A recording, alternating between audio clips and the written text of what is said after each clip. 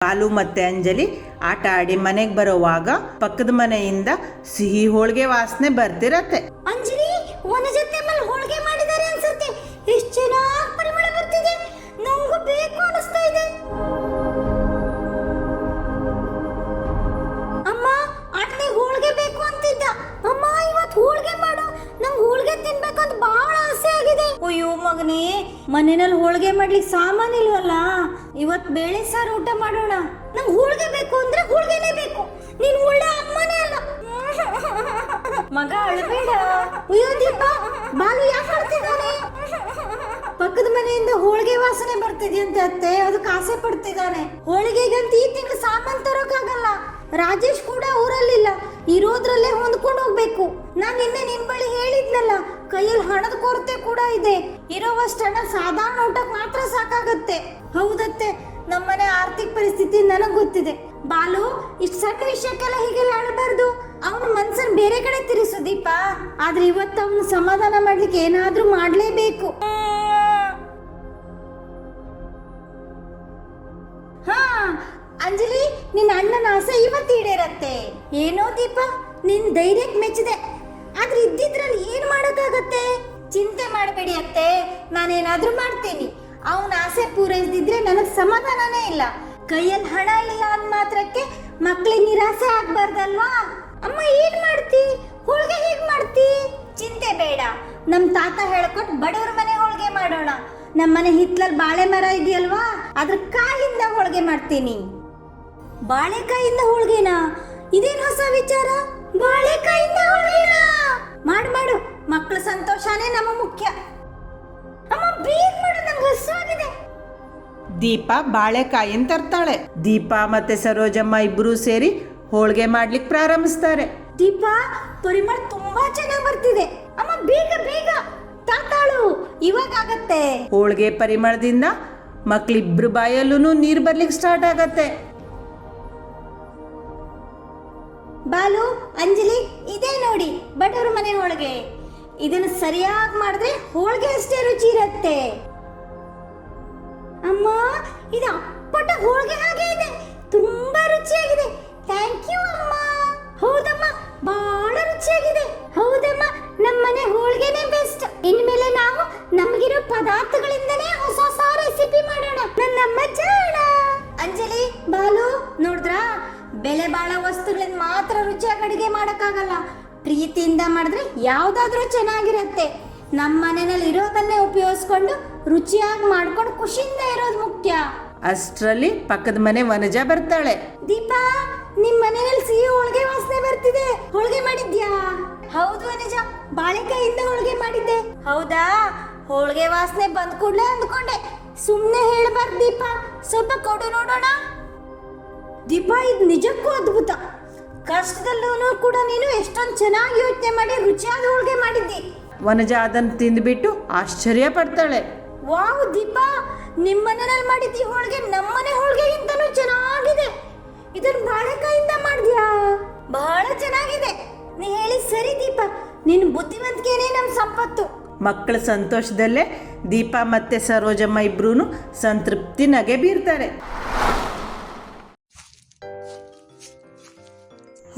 ಏನಿದು? ಬೆಳಗ್ಗೆ ಆದ್ರೂ ಕತ್ಲಾದಾಗೇನೆ ಇದೆ. ಹೌದು, ಸೂರ್ಯನ ಬೆಳಕು ಬಹಳ ಕಡಿಮೆ, ಚಳಿ ಸಹ ಜಾಸ್ತಿ ಆಗ್ತಾ ಇದೆ. ಇಷ್ಟು ಚಳಿ ಯಾಕಿದೆ?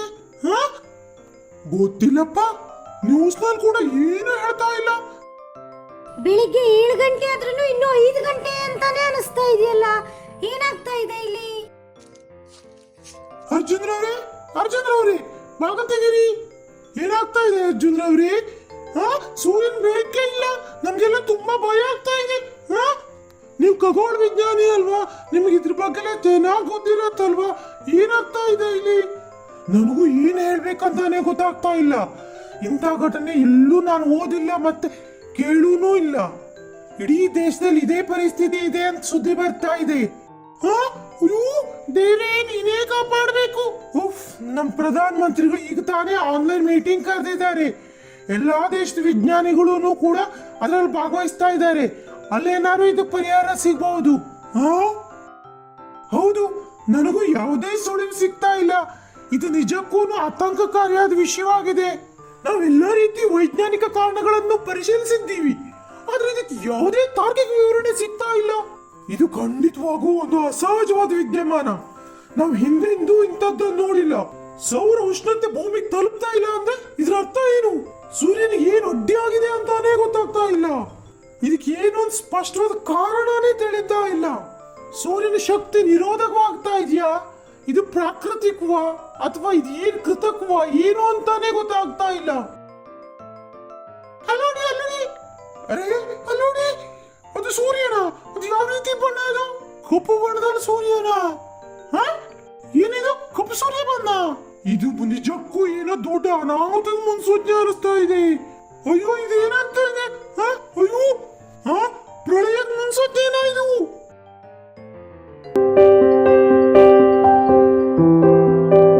ನಿಮಗೆ ಫೋನ್ ಬರ್ತಾ ಇದೆ ನೋಡಿ. ಹಲೋ, ನಮಸ್ಕಾರ ಅರ್ಜುನ್ ರವರೇ. ಯಾರು? ನಾನು ಪಂಡಿತ್ರು ಮಾತಾಡ್ತಾ ಇರೋದು. ಓ ಪಂಡಿತ್ರೆ, ಹೇಳಿ. ನನ್ನ ತಂದೆಯವರು ಹೇಳ್ತಿದ್ರು, ದೇವಸ್ಥಾನದಲ್ಲಿ ಒಂದು ಪುರಾತನವಾದ ಪುಸ್ತಕ ಇದೆ, ಅದರಲ್ಲಿ ಕಪ್ಪಾದ ಸೂರ್ಯನ ರಹಸ್ಯ ಮತ್ತು ಅದಕ್ಕೇನ್ ಪರಿಹಾರ ಅನ್ನೋದ್ರ ಬಗ್ಗೆ ಎಲ್ಲ ಬರ್ಕೊಂಡಿದೆ ಅಂತ ಹೇಳ್ತಿದ್ರು. ನಿಜವಾಗ್ಲೂ ಪಂಡಿತ್ರೆ? ಬೇಗ ಬನ್ನಿ, ನಾನೀಗ್ಲೇ ಬರ್ತೀನಿ. ತುಂಬಾ ಧನ್ಯವಾದ. ನನ್ನ ತಂದೆಯವರು ಕಪ್ ಸೂರ್ಯನ ರಹಸ್ಯ ಮತ್ತು ಪರಿಹಾರ ದೇವಸ್ಥಾನದ ಪರಿಧಿಯಲ್ಲಿದೆ ಅಂತ ಇದ್ರು. ಅದ್ರದ್ದು ಎಲ್ಲಿದೆ ಅಂತ ಗೊತ್ತಿಲ್ಲ. ಹೌದಾ? ಹಾಗಾದ್ರೆ ಆ ಗ್ರಂಥ ಈಗೆಲ್ಲಿದೆ? ಅದ್ರ ಬಗ್ಗೆ ನನಗೆ ಗೊತ್ತಿಲ್ಲ. ಇಲ್ಲೇನಾದ್ರೂ ವಿಶೇಷವಾದದ್ದೇನಾದ್ರೂ ಇದೆಯಾ? ಹಾಗೇನಿಲ್ಲ. ಬಹಳ ಪುರಾತನವಾದದ್ದೇನಾದ್ರೂ ಇದೆಯಾ? ದೇವಸ್ಥಾನದ ಹಿಂದೆ ಗುಹೆ ರೀತಿ ಇದೆ. ಅಲ್ಲಿ ಪುರಾತನ ಕಾಲದಲ್ಲಿ ಶಿವ ತಪಸ್ ಮಾಡ್ತಿದ್ದ ಅನ್ನೋ ಪ್ರತೀತಿ ಇದೆ. ಅದ್ರ ಒಳಗಡೆ ಹೋಗಿ ನೋಡಿದವ್ರು ಯಾರೂ ಇಲ್ಲ. ನಾವು ಅಲ್ಲೋಗಿ ನೋಡೋಣವಾ?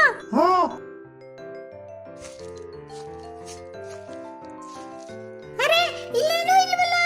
ಮಗು, ತಾಳ್ಮೆ ಇರ್ಲಿ. ಇಲ್ಲೇನೋ ವಿಶೇಷ ಇದೆ ಅನ್ಸ್ತಾ ಇದೆ. ಏನು? ಅಲ್ಲೇನೋ ಬರೆದು ಹಾಕಿದ್ಯಲ್ಲ.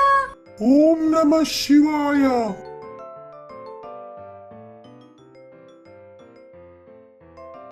ನೋಡಿ, ಕಪ್ಪು ಸೂರ್ಯನ ರಹಸ್ಯ ಮಾಯಾವನದಲ್ಲಿ ಇದೆ. ಚಿಕ್ಕಪ್ಪ, ನಂಗೆ ಮಾಯಾವನದ ಬಗ್ಗೆ ಗೊತ್ತು. ನಿಜವಾಗ್ಲೂ ಸುಮಾ? ನಿಂಗೆ ಗೊತ್ತು? ನನಗೆ ಮಾಯಾವನದಲ್ಲಿರುವ ಒಂದು ಜಾದೂ ಜೀವಿಯ ಪರಿಚಯವಿದೆ. ಅದು ನನಗೆ ಒಂದು ಉಂಗುರ ಕೊಟ್ಟಿದೆ. ಕಷ್ಟದ ಸಂದರ್ಭದಲ್ಲಿ ಆ ಉಂಗುರವನ್ನು ಹಿಡಿದು 3 ಸಾರಿ ಅರ್ಜು ಅಂತ ಕರೆದರೆ ಅದು ನನ್ನೆದುರು ಬರುತ್ತೆ. ಹಾಗಿದ್ರೆ ಈಗ ಯಾಕೆ ಅರ್ಜುನ್ ಸಹಾಯ ತೆಗೆದುಕೊಳ್ಬಾರ್ದು? ಹೌದು. ಹಾಗಿದ್ರೆ ಬೇಗ ಉಂಗುರ ಹಿಡಿದುಕೊಡ್ಬಿಟ್ಟು ಅಜು ಅಂತ ಕರಿ. ಅಜು, ಅಜು, ಅಜು. ಯಾಕೆ ಕರೆದೆ ಸುಮಾ? ಏನ್ ಸಮಸ್ಯೆ? ಅಜು, ನೋಡು, ಆಕಾಶದಲ್ಲಿ ಸೂರ್ಯ ಕಪ್ಪಾಗಿದ್ದಾನೆ. ಎಲ್ಲರೂ ತುಂಬಾ ಭಯದಲ್ಲಿದ್ದಾರೆ. ನಮಗೆ ಇದ್ರ ಬಗ್ಗೆ ಏನೇನೂ ಗೊತ್ತಿಲ್ಲ. ಹೌದು, ಇದು ಪುರಾತನ ಕಾಲದಲ್ಲಿ ನಮ್ಮ ಋಷಿಗೆಲ್ಲ ತಿಳಿದಿದ್ದ ವಿಷಯ. ಕಲಿಯುಗದಲ್ಲಿ ಒಂದು ದಿನ ಸೂರ್ಯ ಕಪ್ಪಾಗ್ತಾನೆ ಅಂತ ಅವರಿಗೆ ಮೊದಲೇ ತಿಳಿಯಿತು. ಏನು? ಹೌದು, ಎಲ್ಲಾ ಜೀವರಾಶಿಗಳಿಗೂ ಅಪಾಯವಿದೆ ಅಂತ ತಿಳಿದ್ರು. ಶಿವ ಮತ್ತು ಪಾರ್ವತಿ ಇರುವಲ್ಲಿಗೆ ಹೋಗಿ ಪರಿಹಾರ ಕೇಳಿದ್ರು. ಪ್ರತಿಯೊಂದಕ್ಕೂ ಕೂಡ ಒಂದು ಕೊನೆ ಅಂತ ಇದೆ. ಅದೇ ರೀತಿ ಸೂರ್ಯನಿಗೂ ಕೂಡ. ಮಹಾದೇವ, ಇದರಿಂದ ಅಮಾಯಕ ಪ್ರಾಣಿಗಳಿಗೂ ಸಮಸ್ಯೆ ಆಗತ್ತೆ. ಇದರಿಂದ ಎಲ್ಲಾ ಜೀವರಾಶಿ ಕೂಡ ಇಲ್ಲವಾಗುತ್ತೆ. ಇದಕ್ಕೆ ನೀವೇ ಏನಾದರೂ ಪರಿಹಾರ ಕೊಡಿ. ಸಮಸ್ಯೆ ಅಂತ ಇದ್ದ ಮೇಲೆ ಪರಿಹಾರ ಕೂಡ ಇರತ್ತೆ. ನನ್ನ 3ನೇ ಕಣ್ಣಿನಲ್ಲಿರುವ ಪ್ರಳಯಾಗ್ನಿಯಿಂದ ಸೂರ್ಯನಿಗೆ ಪುನಶ್ಚೇತನಗೊಳಿಸುವ ಶಕ್ತಿಯನ್ನು ಸಂಗ್ರಹಿಸಿರಬೇಕು. ಆ ಶಕ್ತಿಯನ್ನು ಸೂರ್ಯ ಕಪ್ಪಾಗುವುದಕ್ಕೂ ಮೊದಲು, ಅಂದರೆ ಭೂಮಿಯ 48 ಗಂಟೆಗಳ ಒಳಗೆ ಸೂರ್ಯನಿಗೆ ತಾಕುವಂತೆ ಮಾಡಬೇಕು. ಅದರ ಜವಾಬ್ದಾರಿಯನ್ನು ಮಾಯಾವನದ ಜೀವಿಗಳಿಗೆ ಕೊಡಬೇಕು. ಮಾಯಾವನದ ಜೀವಿಗಳು ಅಂದ್ರೆ ಯಾರು? ಕಲಿಯುಗದಲ್ಲಿ ಪರಿಹರಿಸಲಾಗದಂತಹ ಸಮಸ್ಯೆ ಎದುರಾದಾಗ ಮುಗ್ಧ ಜೀವಿಗಳನ್ನು ಕಾಪಾಡುವುದಕ್ಕಾಗಿಯೇ ಮಾಯಾವನ ಮತ್ತೆ ಅಲ್ಲಿ ವಿಶೇಷ ಶಕ್ತಿಗಳ ಜೀವಿಗಳಿರುತ್ತಾರೆ. ಹಾಗಾದ್ರೆ ನಾವೆಲ್ಲರೂ ಆ ಮಾಯಾವನದೊಳಗೆ ಹೋಗಿ ಶಿವನ ರಶ್ಮಿ ತೆಗೆದುಕೊಂಡು ಬರ್ಬೇಕಾ? ಇಲ್ಲ, ಮಾಯಾವನಕ್ಕೆ ಎಲ್ಲರೂ ಬರೋ ಹಾಗಿಲ್ಲ. ವಿಶೇಷವಾದ ಮುಹೂರ್ತದಲ್ಲಿ ಹುಟ್ಟಿದವರು ಮತ್ತೆ ಅವ್ರ ಜೊತೆಗೆ ಅವ್ರ ತಂದೆ ತಾಯಿ ಅಥವಾ ಅವ್ರ ತಂದೆ ತಾಯಿ ಸಮಾನ ಮಾತ್ರ ಬರಬಹುದು.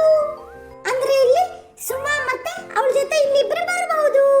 ಹಾಗಾದ್ರೆ ಈಗ ನನ್ನ ಜೊತೆ ಯಾರು ಬರಬೇಕು ಅಜ್ಜು? ಸುಮಾ, ಈಗ ನಿನ್ ಜೊತೆ ನಿನ್ ಚಿಕ್ಕಪ್ಪ ಮತ್ತೆ ಚಿಕ್ಕಮ್ಮ ಕೂಡ ಬರಬಹುದು.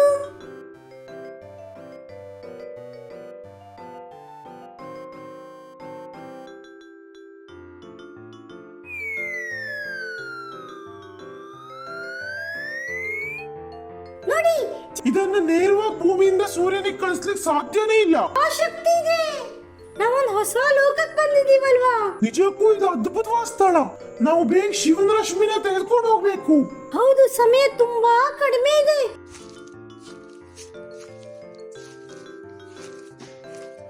ಈ ಶಿವನ ರಶ್ಮಿ ತುಂಬಾ ತೀವ್ರವಾಗಿದೆ. ಹಾಗಿದ್ರೆ ನಾವೇನ್ ಮಾಡೋದು ಈಗ? ಹಾಗೇನಾದ್ರೂ ಮಾಡಿದ್ರೆ ಎಲ್ಲ ಜೀವಿಗಳಿಗೂ ಅಪಾಯ ಆಗ್ಬಿಡತ್ತೆ. ಅಯ್ಯೋ, ಹಾಗಾದ್ರೆ ಈಗ ಏನ್ ಮಾಡೋದು? ನೀವ್ ಚಿಂತೆ ಮಾಡಬೇಡಿ.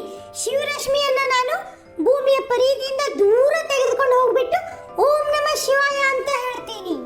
ಇದೊಳ್ಳೆ ಉಪಾಯ.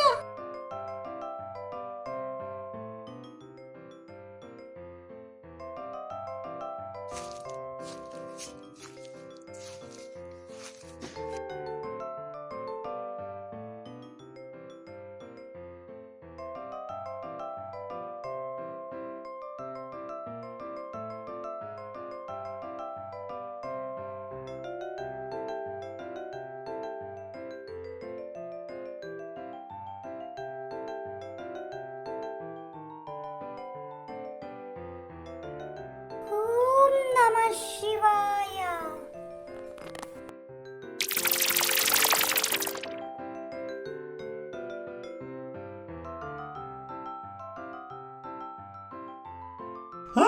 ನೋಡಿ ನೋಡಿ, ಸೂರ್ಯ ಮತ್ತೆ ಬೆಳಗ್ತಿದ್ದಾನೆ. ಅಬ್ಬೋ, ಎಂತ ಬೆಳಕು! ನಮ್ಗೆಲ್ಲ ತುಂಬಾ ಖುಷಿ ಆಗ್ತಾ ಇದೆ. ಈಗೆಲ್ಲ ಸಹಜ ಸ್ಥಿತಿಗೆ ಬಂತು.